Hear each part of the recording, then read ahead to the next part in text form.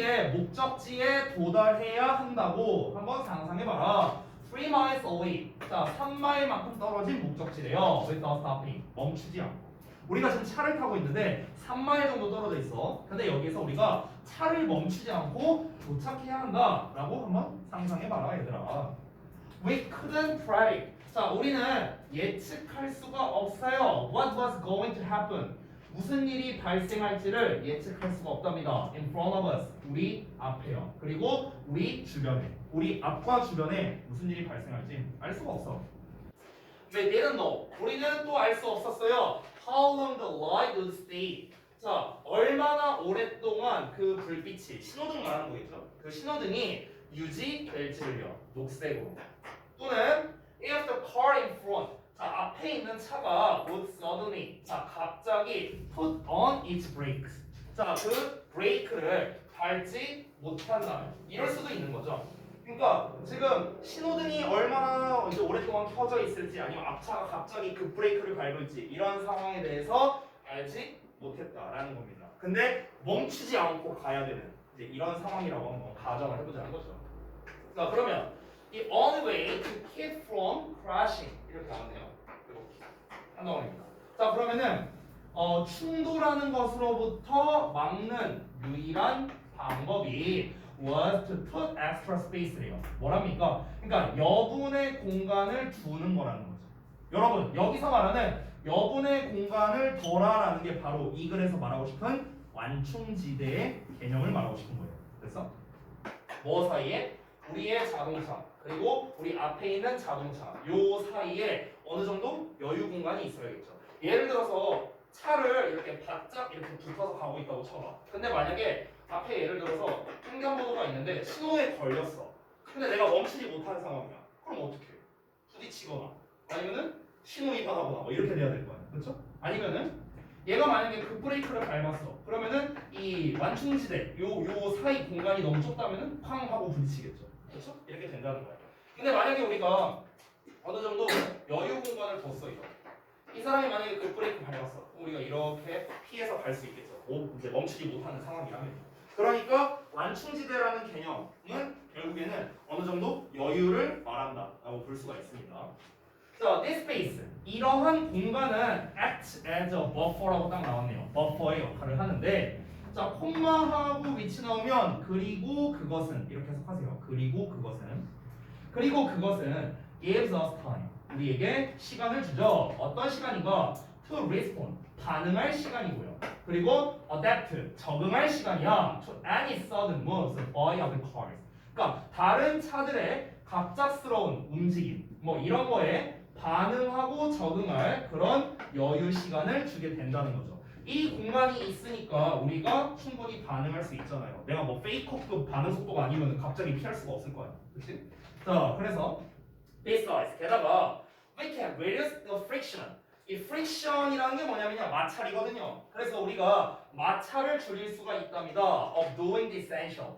자, 그러면 그 필수적인 일을 하는 것에 대한 마찰을 줄일 수가 있대요. 우리의 일에서요. 그리고 and live simply by creating a buffer. 완충지대를 만들므로써 우리가 여기서 lives가 삶의 의미로 쓰거든요. 이렇게 한다고 했네. 그러니까 단순히 완충지대를 만들므로써 우리의 일 그리고 삶에서 필수적인 일을 하는 것에 대해 마찰을 줄일 수가 있다. 그러니까 결국에는 여유를 좀 둬라라는 거겠죠. 여기서 말하고 싶은 거예요. 여유를 둬라. 그러니까 여유를 두라는 거는요. 언제 어떤 일이 벌어질지 모르니까 항상 대비를 잘 해놔라. 유비무환이다. 이 얘기를 하고 싶은 겁니다. 자, 그래서 이 글에서 단순히 말하고자 하는 완충지대라는 이 개념이 좀 중요했었는데, 자, 한번 볼게요. 결국 소재는 완충지대예요. 완충지대. 버퍼야, 버퍼. 근데 이런 글이 나올 때 여러분 주의할 점이 있습니다. 우리가 버퍼라는 단어의 뜻을 몰라도 상관없거든요. 버퍼의 개념을 설명하려고 했다 하니까 버퍼라는 단어의 뜻을 몰라도 상관없어요. 중요한 건 뭐냐면요. 이런 약간 뭔가 좀 전문 용어라든가 우리가 딱 봤을 때 직관적이지 않은 단어가 나오잖아. 그러면 이 녀석의 의미가 무엇일까에 집중하시면 돼요. 그러면은 이 의미가 곧 뭐가 된다? 이 글의 주제가 된다라고 생각하면 됩니다. 근데 이 글에서 말하는 버퍼의 개념은 뭐였습니까? 결국에는 여유였죠, 여유. 됐어요? 우리가 어떤 일을 하든 간에 어느 정도의 여유가 있어야 된다는 거죠. 여러분이 내일까지 숙제야. 근데 오늘 막 밤에 하고 있어. 이러면 안 된다고요. 갑자기 무슨 일이 생길지 모르잖아요. 그러니까 여러분께서 만약에 다음 주까지 숙제다. 그러면은 이번 주에 미리 해두면은 어느 정도 여유가 확보가 되는 거죠. 완충지대, 버퍼가 있어야 된다라는 겁니다. 알겠죠? 똑같은 얘기. 자, 그래서 정답이 이제 2번인데 그 이유에 대해서 여러분이 쓴 거랑 한번 비교해 보시기 바랍니다. 자, 항상 예상치 못한 사건에 대비하라는 거였는데 왜 그러냐? 그래야 갑작스러운 변화에 반응하고 적응할 수 있으니까.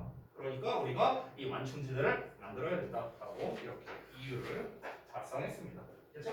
나머지를 좀 보자면요. 1번에서 이기는 것보다 배우는 게 더 중요하다. 이기는 것, 배우는 것 전혀 나와 있지 않은 내용. 소재에서 벗어났죠? 3번. 우리가 이미 시작한 것을 멈추지 않아야 한다. 이거는 사실 시작한 거를 멈추지 않아야 한다는 게 아니라 멈추지 못한다고 가정을 한 거잖아요. 예시에서. 그러니까 적절하지 않겠죠. 4번. 우리가 운전할 때 이미 운전 얘기 나온 이상 이 4번은 끝났습니다. 왜냐면 이 글에서 운전 얘기한 거는요. 어디까지나 예시로 말한 거거든. 예시. 근데 이거는 예시에 해당되는 내용이니까 틀렸죠. 확실한 목적지를 가져야 된다라는 내용도 틀렸고요. 5번. 다른 사람들과 평화로운 관계를 유지하는 게 중요하다. 역시나 전혀 상관없는 내용 이렇게 볼 수 있겠습니다. 그렇죠? 자, 그래서 이제 우리가 필자의 주장, 요지 이거를 기반으로 해서 이제 계속해서 우리가 학습하고 있는 건 뭐니까 글을 읽을 때 초반부에 나오는 한두 문장 아니면 세 번째 문장 이 정도까지 읽고 난 다음에 글의 정확한 소재가 무엇인가 이거를 판단해야 되고 주장이나 요지 문제를 풀 때는 명령문 해야 한다 필요하다 이런 단어에 집중해서 문제를 풀자라는 걸 지금까지 반복적으로 한번 학습을 했습니다. 자, 그 다음으로 넘어갈 건데 Chapter 2를 넘어갈게요. Chapter 2 중심 내용 찾기. 뭐가 막 여러 가지가 있어요. 조금만 좀 잘려서. 자, 중심 내용 찾기 해갖고 지금 포인트가 뭐가 되게 막 여러 가지 있는데 이게 지금 좀 잘못 나왔네요. 이 마지막 게 한 번 더 나왔네. 이거 빼야 되는데 이거 빼고요. 이렇게 있어요.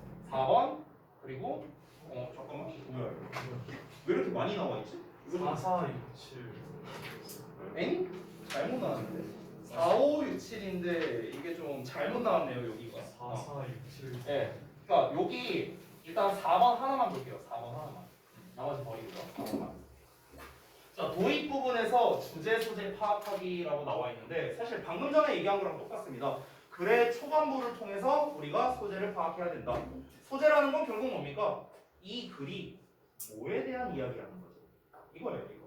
그러니까 우리가 사실 첫 문장이나 두 번째 문장 요 정도 읽으면은 이거에 대해서 얘기하려고 하는 거구나. 이 정도는 파악할 수 있잖아요. 그래서 소재를 먼저 파악해야 됩니다.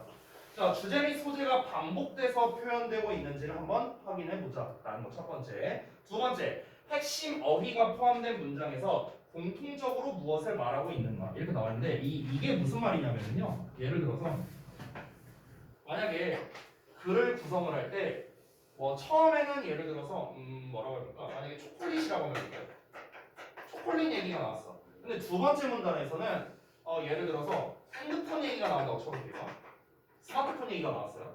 그러면 이제 초콜릿은 어쩌고 핸드폰은 어쩌고 이렇게 하는 거야. 그럼 여기에서 핵심 소재는 각각 초콜릿과 핸드폰이거든. 핵심 소재? 그러면 핵심 소재 문장에서 얘네가 공통적으로 말하고 있는 게 뭐냐는 거야. 초콜릿 이야기랑 핸드폰 이야기를 통해서 뭘 전달하고 싶은 거냐. 됐어? 그럼 여기서 반드시 공통되는 내용이 있다는 거예요. 반드시 있어요. 반드시. 왜냐면 공통되는 내용이 없다면 이렇게 한 글로 묶을 수가 없습니다. 여러분 우리가 영어 독해 지문을 읽을 때 절대적인 단 하나의 일원칙이 있어요. 일원칙. 그게 무엇이냐면요. 하나의 글에는 주제가 하나밖에 없다는 거예요. 무조건 주제는 하나밖에 없어요. 주제를 두 개, 세 개 넣을 수가 없습니다. 알겠죠? 그렇기 때문에 우리가 보기에는 전혀 생뚱맞게 초콜릿과 핸드폰 얘기로 나눠서 나왔지만 실제로 이 두 가지 소재를 통해서 필자가 전달하고 싶은 건 한 가지라는 거예요. 한 가지. 알겠죠? 그러면은 요 이야기와 요 이야기에 반드시 공통되는 게 있을 겁니다. 예를 들어서 알고 보니까 공통되는 게 이런 거였어. 서진이가 좋아하는 거.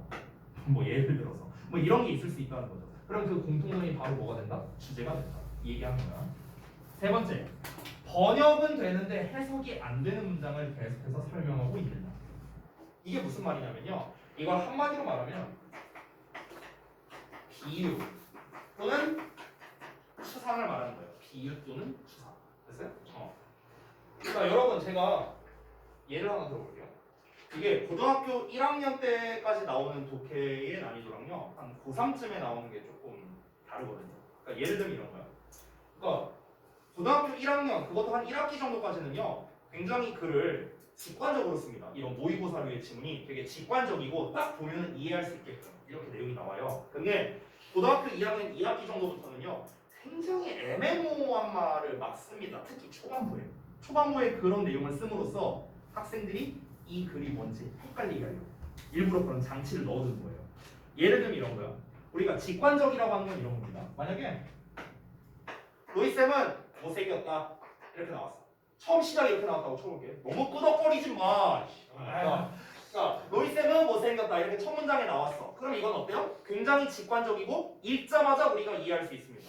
이거는 고등학교 1학년 1학기 정도까지 나오는 수준이라고 모의고사에서. 근데 고3 수준, 수능 수준에서는 이거랑 똑같은 말인데 다르게 표현을 해요. 어떻게 표현한 줄 알아? 예를 들면 이런 거죠. 아름다움이 죄라면 로이쌤은 무죄이다. 이렇게 표현하는 거야. 이해돼? 그럼 우리가 한번 생각해야 되잖아. 잠깐만. 아름다움이 죄라면 로이쌤이 무죄다. 그럼 죄가 없다는 거는 로이쌤은 아름답잖아. 아 못생겼다. 이렇게 우리가 생각을 해야 되잖아요. 그렇죠? 그러니까 직관적이지 않다는 거예요. 학년이 올라갈수록. 그러니까 굉장히 추상적으로 얘기를 했죠. 비유적으로 얘기를 했죠. 이해되십니까? 그러니까 레벨이 올라갈수록 이런 내용으로서 얘기가 많이 나오는 거야. 근데 그래도 방금 전에 내가 말한 거는 이해는 되잖아요. 근데 나중 가면은 아예 이해가 안 되는 그런 식으로 막 글을 구성합니다. 예를 들어서 막 이런 식이야. 우리가 수능날에 수능 시험을 보러 가는 것은 마치 사자와 같은 마음을 가지고 가야 된다. 이렇게 했어. 그럼 사자와 같은 마음이 뭔데? 강인한 마음을 말하는 건가? 아니면은 뭔가를 잡아먹을 듯한 막 그런 거를 말하는 건가? 아니면은 사자의 신중함을 말하는 건가? 뭐 모르잖아요. 그렇잖아. 그러면은 그 내용을 파악하려면 우리가 뭘 알아야 돼? 뒷내용에 나와 있는 부연 설명에 반드시 나와 있어요. 자세한 설명이 반드시 나와 있습니다. 그래서 그 번역은 되는데 해석이 안 되는 그런 게 바로 뭐다? 비유적이고 추상적인 표현을 말하는 겁니다. 근데 그런 애들을 계속해서 문장에서 설명을 하고 있느냐? 설명하고 있는가가 아니라 반드시 설명해요. 반드시 100%. 그렇기 때문에 그런 단서들을 통해서 우리가 비유나 추상이 무엇을 의미하는가? 이게 곧 뭐가 된다? 주제에 대한 단서가 되는 거예요. 이것 자체가. 알겠죠? 비유적이고 추상적으로 나와 있는 말 자체가 그 글의 주제예요. 내가 방금 전에 말했죠. 수능 보러 갈 때는 사자와 같은 마인드를 가져야 된다. 이게 주제야. 이게 주제야. 근데 사자와 같은 마인드가 뭐냐고 모르잖아. 그러니까 이제 뒤에는 설명이 나와야 돼. 어떤 얘기가 나오는가? 예를 들면 사자는 이런 동물이야. 사자는 사냥할 때 막 이렇게 해. 막 사자에 대한 특성을 얘기해. 그럼 그 사자에 대한 특성을 얘기한다는 것 자체가 뭐예요? 사자의 마음이 뭔지를 설명하기 위해서. 네. 이제 그런 거를 위해서 이제 설명을 하는 거죠. 그래서 우리가 그 뒷내용을 통해서 알 수가 있는 겁니다. 결국 사자의 마음이란 건 이런 걸 말하는 거예요. 그러면은 결국 첫 문장에 나와 있던 게 주제이긴 하지만 사자의 마음이라는 그 핵심적인 비유 또는 추상적인 표현이 뭘 말하는지를 알아야 우리가 주제를 알 수가 있는 거죠. 그래서 부연 설명 부분이 중요한 이런 패턴도 있다라는 게 포인트 4번이 되겠습니다. 자, 그러면은 이 포인트 4번에 대한 대표 유형인데요. 자, 요 지문을 한번 같이 읽어보겠습니다. 자, 한번 볼게요. 첫 문장부터 갑니다. 첫 문장. 사실 방금 전에 제가 말한 거에서 이제 핵심적인 개념이 하나 나오거든요. 요 글을 읽기 전에 하나만 좀 얘기해 볼게요. 뭐냐면요. 어떤 비유적이거나 추상적 표현이 나오면요. 그 뒤에 뭐가 나온다? 반드시 설명이 나온다. 이런 얘기를 했죠. 근데 여러분 여기서 중요한 게 있습니다. 이 설명을 할 때 거의 100의 99.9%는요. 뭘 사용하냐면요. 전문용어로 패러프레이징을 사용합니다. 패러프레이징이라는 게 뭐냐면요. 이제 우리가 사전에 검사를 해보면 쉬운 말로 바꿔쓰기 이렇게 나와 있어요. 쉬운 말로 바꿔쓰기. 즉 무슨 말이냐면은 똑같은 말인데 단어나 표현을 다르게 쓰는 것. 이거를 우리가 패러프레이징이라 해요. 똑같은 말인데 다르게 쓰는 것. 그러니까 예를 들면 이런 거야. 예를 들어 본문에서는 뭐라고 나오냐면은 본문에서 나는 상윤이가 착하다고 생각해 이렇게 나왔어. 예를 들어서 저도 말도 안 된다는 거 알아요. 정답이야. 자 예를 들어서 다시 나는 상윤이가 착하다고 생각했었어 이렇게 본문에 나와 있어. 그러면 패러프레이징 될 때는 어떻게 나오는가? 예를 들면 이런 거야.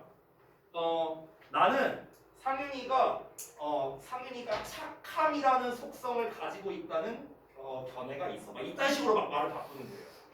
이해되죠? 뭔 말인지. 그러니까 패러프레이징이란 건 뭐냐면요. 내용은 똑같아. 근데 표현을 다르게 하는 거야. 그래서 이게 패러프레이징이라는 겁니다. 패러프레이징. 이 패러프레이징은요. 사실상 여러분이 고등학생이 됐을 때 그냥 어느 지문에서도 이제 학교에서 변형으로 문제를 낼 거 아니야. 그러면은 그냥 사실상 100% 출제요. 100%. 무조건 패러프레이징을 해서 문제를 출제하는 거예요. 무조건요. 그래서 본문에서 실제로 나오지 않았던 단어를 보기에서 출제한다든가 이런 게 그냥 대부분이에요. 아니 대부분이 아니라 100%예요. 100%. 무조건. 그래서 여러분이 이제 글을 읽을 때 얘가 결국 이런 말이구나 하는 거를 되게 눈치를 빨리 챌 수 있어야 된다라는 거죠. 이거는 사실 솔직히 말하면요. 어떻게 패러프레이징 능력이 길러지냐면요. 여러분한테 참 안타까운 얘기인데 책을 많이 읽어야 돼요.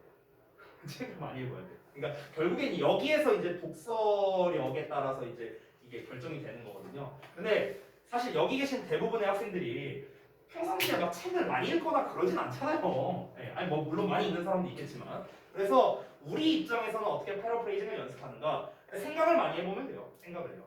얘는 이런 말로 바꿀 수 있구나. 쟤는 저런 말로 바꿀 수 있구나. 이렇게 한번 생각을 해보시면 되는데요. 자 우리 한번 가보겠습니다. 첫 문장. 올도 접속사로 시작하기 때문에 콤마 찾으세요. 여기 나와 있네. 자 그러면 개인의 선호는 다양함에도 불구하고 터치랍니다. 터치. 자, 이 촉감은요. 촉감이란 게 뭐냐? 좀 부연 설명이 나와 있죠. 여기부터 여기까지입니다. 엄청 길게 나왔는데 both가 나왔으니까 and 찾아야겠죠? 여기 나와 있네요. 그렇죠? 자, what we touch with our fingers.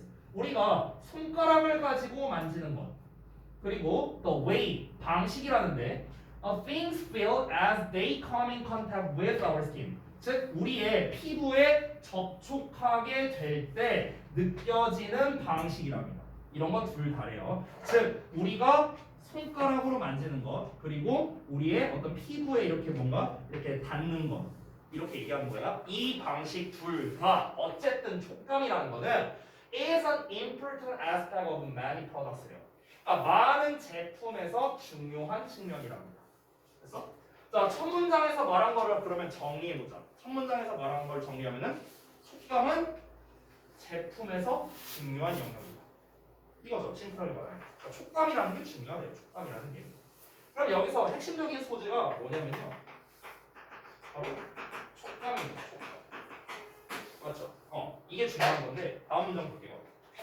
소비자들이 like some products 몇몇 제품을 좋아하는데 뭐 때문에요? 그들의 느낌 때문이라고 나왔어요. 여기 보이세요? 터치라는 단어를 어떻게 바꿨어요? feel이라고 바꿨어요. 촉감이잖아. 촉감이라는 건 또 무엇입니까? 느껴지는 거니까 느낌이라는 단어로 바꿔요. 됐어요? 이렇게. 자, 또 이어서 볼게요. Some consumers. 자, 일부 소비자들은 buy skin creams. 자, 이 스킨 크림을 사고요. And baby products. 그러니까 유아용품을 구매한답니다. For 뭐 때문에? Their soothing effect on the skin. 그들의 피부에 진정시키는 효과 때문이랍니다. 그럼 여기서 피부에라고 나왔네요. 그럼 이것도 뭡니까? 촉감에 관련된 거네요. 맞죠?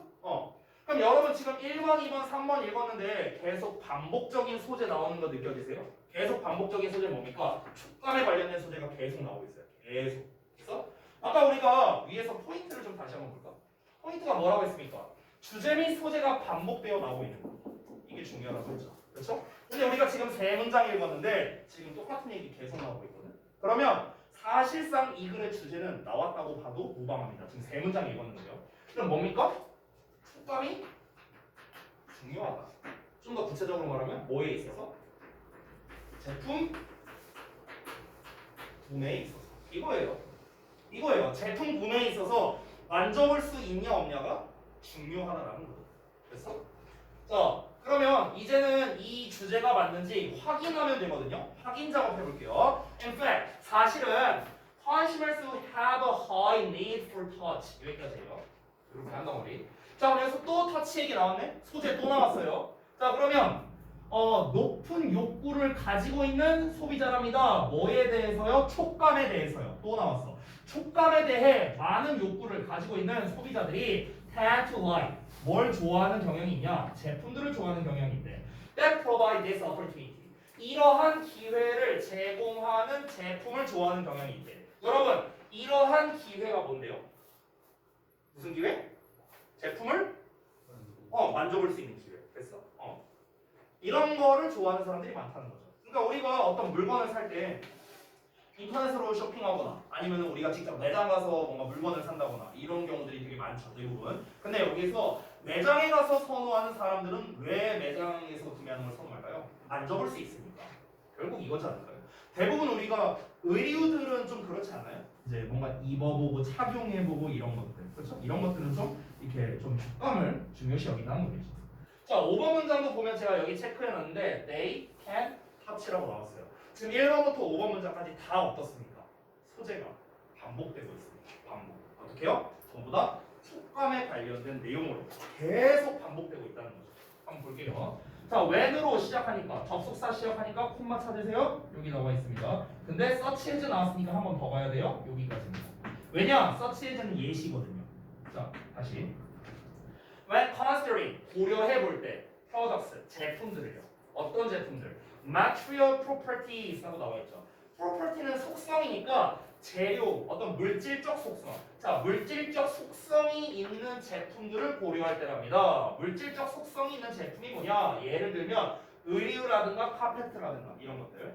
이런 거와 같은 제품을 고려해 볼 때 소비자들은 like goods. 자, 제품을 좋아한답니다. 어떤 제품? 그들이 만져볼 수 있는 제품을 좋아한다고요. 또 나왔잖아요. 가게에서 더 좋아한답니다. 뭐보다? 어떤 제품들보다.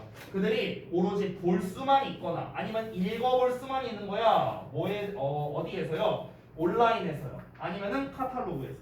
이런 거에서 보거나 읽어볼 수만 있는 제품보다 직접 만져볼 수 있는 제품에 대해서 더 선호한다는 거죠. 어떤 속성? 물질적 속성이 있는 제품이요. 그러니까 물질적 속성이란 게 뭐냐면요.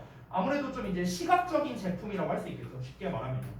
예를 들어서 우리가 무슨 롤 스킨 사는데 롤 스킨이 물질적 속성이 있는 거 아니잖아. 내가 스킨 만질 수 있어요? 아니잖아. 그러니까 이런 거는 상관이 없어요. 이런 거는 이제 우리가 제품을 만져보고 이런 거랑 상관이 없는데 의류라든가 이런 카페트라든가 아니면 이제 침구류라든가 이런 것들은 이제 만져보고 우리가 구매를 하는 경우가 많다라는 거겠죠.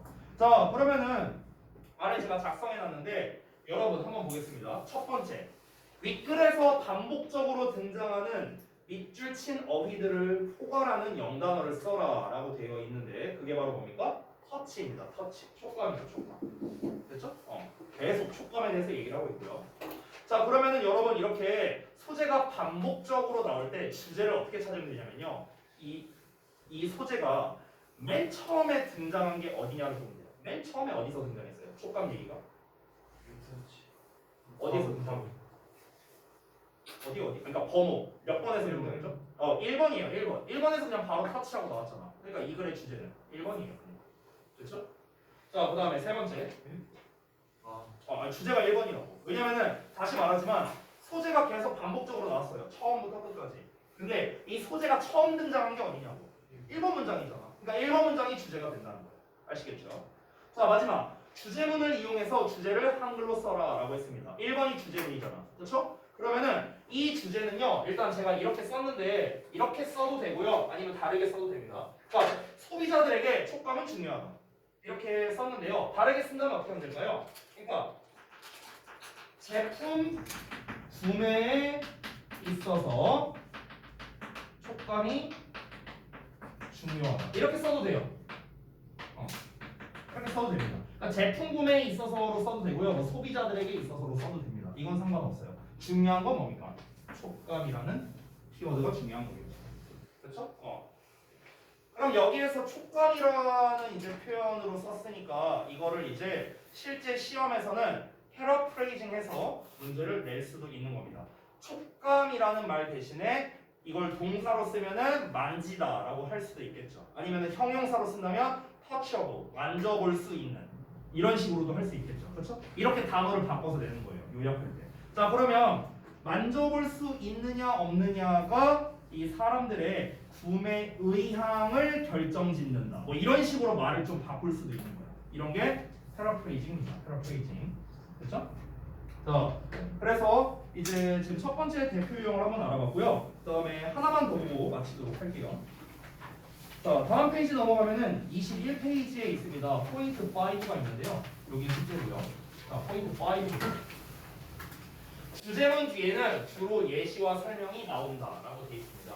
사실 저는요 이 설명을 조금 반대로도 하고 싶은데, 자 잠깐만 볼게요. 이게 뭐냐면 여러분 제가 첫 시간에도 얘기를 했지만 결국 대부분의 이 독해 지문은요 주제와 예시로 이루어져 있다고 생각하면 돼요. 다만 그 위치가 어떻게 되느냐 이거의 차이일 뿐이야. 주제가 처음에 나오고 그 다음에 예시가 나올 수도 있고요. 아니면 거꾸로 예시가 먼저 나오고 주제가 뒤에 나올 수도 있어요. 그러니까 자리의 문제인 거지 결국에는 뭐다? 이 주제와 예시라는 건 그냥 부연 설명 말한 거예요. 부연 설명. 결국에 주제와 부연 설명으로 이루어져 있는 거예요. 모든 글은요. 모든 글은. 자, 그런데 우리가 예를 들어서 이 예시를 나타내는 표현들이 있죠. 예시를 나타내는 표현. 자, 잠깐만 보겠습니다. 예시를 나타내는 표현이 아니라 이렇게 쓸게요. 예시가 시작되는 표현이라고 써볼게요. 예시가 시작되는 표현. 자, 예시가 시작되는 표현 하면은 우리가 방금 전에 아까도 봤다시피 for example 대표적인 거죠. 아니면은 뭐 비슷하게 for instance 이런 표현이겠죠. 그렇죠? 이게 첫 번째 패턴. 1번으로 쓸게요. 2번은 뭐가 있을까요? 이것도 아까 알려줬는데 뭐뭐 한다면 즉 if를 활용하는 겁니다. if 주어 동사. 아니면은 when을 쓰기도 합니다. when 주어 동사. 이것도 예시를 말하는 거. 세 번째는요. 말해보자, 상상해보자, 가정해보자 이런 패턴입니다. 뭔가를 뭐 say 아니면은 뭐 imagine 뭐 이런 것들 있죠. 아니면 suppose 뭐 이런 것들. 여기 뒤에 뭐 that은 나올 수도 있고 안 나올 수도 있습니다. 이런 표현. 이런 게 다 뭡니까? 이게 다 예시가 시작되는 표현들이에요. 예시가 시작되는 거. 그리고 마지막으로 네 번째 꿀팁을 알려줄게요. 이거는 제가 최근 고3 학생들한테 알려준 겁니다. 어떤 거냐면요. 여러분, 예시가 시작될 때는요. 갑자기 딴 소재가 나와요. 갑자기 다른 소재가 나옵니다. 즉, 갑자기 다른 소재가 등장합니다. 그러면 예시가 시작됩니다. 알겠죠? 특히 학년이 올라갈수록 1, 2, 3번으로 잘 안 주거든요. 고3 수준이 되면은 1, 2, 3번은 잘 안 줘요. 그래서 갑자기 다른 소재가 등장할 때 이때가 바로 뭐다? 예시가 시작되는 거구나. 이렇게 볼 수 있습니다. 자, 그럼 여러분 우리가 예시가 시작되는 표현을 왜 알아야 되느냐? 이게 중요하잖아. 이걸 왜 알아야 되는데 반대로 말하면 여기 봐봐. 주제문 뒤에는 예시나 설명이 나온다고 했잖아요. 그럼 이걸 반대로 생각해봐. 예시 앞에는 뭐가 나오겠어? 당연히 주제가 나옵니다. 그래서 얘네들 앞에는 뭐가 나온다? 주제가 나온다고요. 주제가. 그래서 지금 우리가 계속해서 연습하는 건 뭡니까? 주제가 어디 있는데 이거 계속 연습하는 거잖아. 그렇죠? 그래서 주제문의 위치를 찾는 가장 기본적인 거라고 할 수 있어요. 예시가 시작되는 부분 앞에 나오는 게 뭐다? 주제다. 이렇게 생각하면 편합니다. 자, 그럼 여기에 나와 있는 것들 하나씩 볼게요. 첫 번째. 자, 첫 번째 문장을 읽었어. 근데 번역은 되는데 이게 뭔 말인지 모르겠어. 내가 아까 말했던 사자의 마음 이런 거 생각하면 돼요. 그러면 100% 뒤에는 뭐가 나온다? 예시랑 설명이 나와요. 무조건 나온다고. 무조건 나와요. 자, 그러면 예시와 설명을 읽고 이제 주제문을 다시 읽어봐야 돼요. 다시 읽어보면은 이제 더 구체적으로 와닿느냐라는 거죠. 자, 이거를 다시 한번 정리해서 쓰자면 1번에 말하는 내용은 뭡니까? 비유적이고 추상적인 경우입니다. 비유적, 추상적. 됐어? 이런 경우입니다. 그러면은 이 비유적이고 추상적인 걸 우리가 어떻게 해야 됩니까? 구체적인 단서를 찾아야 됩니다. 그 구체적인 게 어디에서 나온다? 예시 및 설명에서 이제 구체적으로 설명을 합니다. 그럼 이 구체적인 내용을 이제 여기에다가 나중에 대입해 봐야겠죠. 이러면 주제가 나오는 거예요. 아시겠죠? 자, 바로 한번 볼게요. 1번 문장 보면 얘들아 뭐라고 나왔냐면은 Variety is the spice of life예요. 다양성은 인생의 향신료입니다. 인생의 향신료. 어때요? 벌써 비유적이죠. 여러분 첫 문장 읽었을 때 이 글의 주제가 뭔지 알 것 같아요? 다양성은 인생의 향신료이다. 말이 어렵죠? 인생의 향신료? 향신료 하면 우리가 떠오르는 이미지가 있어요. 그러니까 향신료라는 거는 이제 뭔가를 이제 첨가물이죠, 첨가물. 뭔가를 이제 뿌려서 뭔가 맛이나 향을 돋구게 하는 것. 이게 이제 향신료잖아. 근데 그게 인생이래. 그럼 인생이 뭐 인생이 그 다양성이에요, 다양성. 뭐지 이게? 말이 헷갈린다고. 그래서 우리가 단서를 얻어야 되는데 다음 문장 볼래? 이번에 뭐라 나왔어? say. 말해보자. 여기 보여요, say? 예시 시작이죠? 그럼 뭐야? 1번 문장이 주제가 되는 거예요. 알겠죠? 자, 그래서 일단 1번 문제. 1번 문장 주제 나왔습니다. 비유적이라고 제가 써놨어요. 근데 다시 말하지만 1번 문장만 읽고는 우리가 이 글의 주제가 뭔지 알 수가 없습니다. 그래서 단서를 얻어야 돼요. 2번 문장부터. 자, 그럼 2번 문장 봅시다. say, 말해보자. 자, 그리고 예시 부분에서 내가 뭐 나온다고 했죠? 갑자기 다른 소재 나와야 된다고 했어요. 그래서 2번 문장에 어떤 내용 나오는지 볼래요? You normally go to a park. 너가 공원에 일반적으로 간다. 야, 갑자기 공원 얘기 나왔어. 무슨 향신료 얘기 나오다가 갑자기 공원 얘기 나왔어. 딴 얘기 나왔죠. 예시. 됐니? 이렇게 생각하라고. 자, 너가 보통 어떤 공원에 산책이나 운동을 하기 위해서 간다고 한번 말해보자. 예시되는 거죠? 아마도 오늘 너는 choose a different park. 너는 아마 다른 공원을 선택하는 게 당연하겠다. Why? 왜 그러냐면 well, 글쎄 누가 알겠는가? Maybe 아마도 it's because 왜 그러냐면 you need a connection. 너가 어떤 연결을 필요로 하기 때문이래요. 어떤 연결이냐? To the different energy in the other park. 그러니까 다른 공원에서의 다른 에너지와의 연결 이런 거를 필요로 하기 때문일 수 있다. 또 어쩌면 you will run into people. run into는 우연히 만나다라는 뜻이에요. 그럼 너가 우연히 만날 수도 있대. 그곳에서 누구를요? That you've never met before. 너가 전에 한 번도 만나본 적이 없었던 사람을 우연히 만나게 될 수도 있답니다. 자, 지금 일단 예시가 어쨌든 계속해서 이어지고 있는데 한번 볼게요. 내가 맨날 가던 공원이 있어. 호수공원을 맨날 가. 맨날 뭐 산책하러 가거나 운동하러 가. 근데 오늘은 왠지 좀 딴 공원에 가는 게 낫겠네? 이렇게 이제 시작을 하는 거야. 왜 딴 공원을 가는 게 나을까? 혹시라도 내가 딴 공원에 갔으면, 자, 호수공원은 맨날 가던 공원이니까 여기에서 얻는 그런 이제 이 산책이나 운동을 통해서 내가 얻는 기운이 있어. 에너지가 있어. 근데 내가 오늘은 그냥 아파트에 있는 근린공원을 갔어. 근데 근린공원을 가니까 여기서는 또 새로운 느낌이 드는 거야. 새로운 에너지를 받을 수 있어. 그러니까 딴 공원을 선택할 수도 있다는 거죠. 또는 내가 맨날 호수공원을 갔었는데 근린공원을 가니까 우연히 이제 어떤 내가 사람을 만나게 될 수도 있어요. 우연히. 자, 바로 이어서 볼게요. 자, 그래서 그 사람을 만나갖고 이제 어떻게 될 수도 있는가? You could make a new best friend. 너가 새로운 베스트 프렌드를 만들 수도 있대. 단지 뭐 함으로써? 다른 공원을 방문함으로써. 내가 다른 공원에 방문을 했는데 거기서 우연히 알게 된 사람이 있어. 근데 그 사람과 베프 먹을 수도 있다는 거야. 잠깐 딴 얘기 할게요. 지루할 수 있으니까. 빨리 말할게요. 제가요, 고1 때 우리 학교가 되게 좋았던 게 뭐였냐면요. 우리 학교가 교내 경시대회가 있었거든요.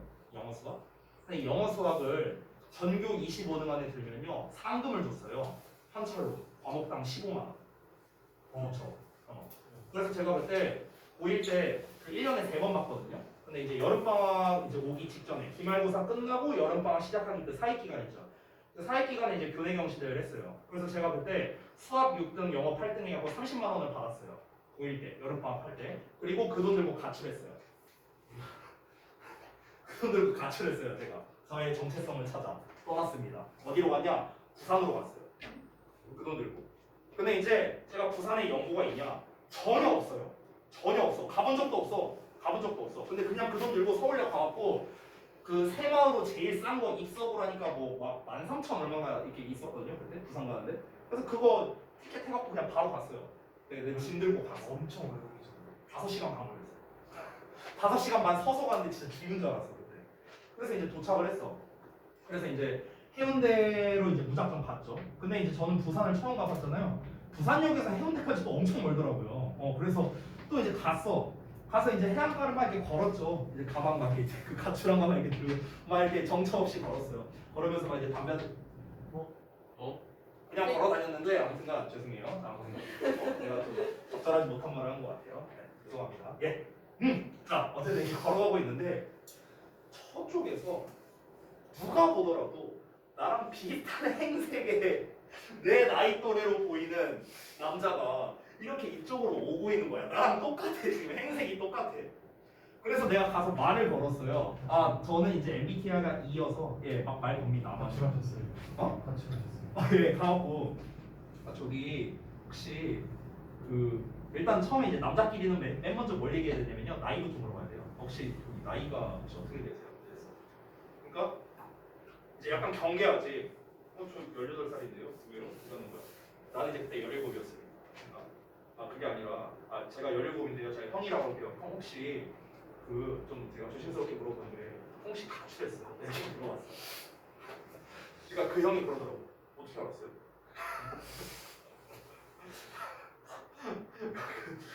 왜냐면 이제 행색이 비슷하니까. 그래서 이제 제가 사실 가출한 기간이 얼마 안 돼요. 5일 가출했어요. 5일. 5일이요? 아니. 네. 아 많이 한 거예요? 5일밖에 안 했는데. 5일? 교내 경시대에서 받은 돈으로 가출하신 거예요. 네. 왜 하신 거예요? 왜 정체성을 타거나. 30만 원으로 5일. 그때는 충분히 가능했죠. 그때 당시. 그때 30만 원이면 되게 큰 돈이죠. 큰 돈이죠. 왜냐면 내가 고1 때 최저 시급이 2,400원이었어요. 네? 네. 와. 지금 5배가 뛰었네요. 네네. 근데 아무튼 그때 이제 그 형이랑 5일 동안 같이 지냈거든요. 그 형이랑. 그리고 재밌는 게 뭔지 알아요? 지금도 연락하고 지낸다. 지금도 지금으로 연락하고. 따지면 거의 150만 원 받는 거예요. 아니 뭐 그 정도까지는 아니지만. 근데 이제 네네네네. 어쨌든 그때 그 형이 대구에 살아요. 대구에 사는데 대구는 가깝. 대구는 가깝지 비교적. 근데 난 멀잖아. 난 서울 사니까. 그러니까. 그러니까 이제 그 형이랑 그때 이렇게 알고 그새 이제 친해진 거야. 그래서 이제 어떻게 됐는가? 4년 전인가 그 형이 결혼한다고 이제 연락이 왔었어요. 그래서 내가 대구까지 가서 결혼식도 갔었어요. 네. 그 아내한테 소개할 때 뭐 가출 친구. 아니 그러진 않았지. 아니 그냥 이제 아는 형 동생 사이다 이렇게 얘기했지. 그건 좀 그렇잖아. 그러니까 여러분 잘 보세요. 여기서 뭐라 했습니까? 내가 만약에 가출 안 했으면 새로운 친구를 사귈 수가 없었겠죠. 그러니까 여기서 처음에 말했잖아. Who knows? 라고 말했잖아. Who knows? 누가 알겠냐? 전혀 딴 곳에 가니까 새로운 친구를 만나게 된 거죠. 예, 저도 마찬가지입니다. 내가 만약에 그때 가출을 안 했어. 이렇게 하면 가출을 권장하는 거 같잖아. 아니에요, 여러분. 오해하지 마세요. 가출은 힘든 겁니다. 정말 힘들고요. 집이 짱이에요. 알겠죠? 어쨌든. 야, 엄마한테 잘해드려야지. 가출하고 나서 로이스를 시켰어. 아니 나가면 고생이야. 나가면 돈도 없으면서 이씨. 야. 아, 맞다. 그러니까 이 사람이 말하는 건 맞다. 이 사람이 말한 건 뭐냐면은 기존에 있던 환경에서 벗어났을 때 무슨 일이 생길지 모르니까 시도해 봐. 이거죠. 됐어? 그럼 봐봐 다시. You never know. 너는 절대로 알 수 없어요. What great things. 어떤 훌륭한 일이 will happen to you. 너에게 발생할지. 뭐 할 때까지? You step outside the zone. 너가 존을 벗어나서 걸을 때까지예요.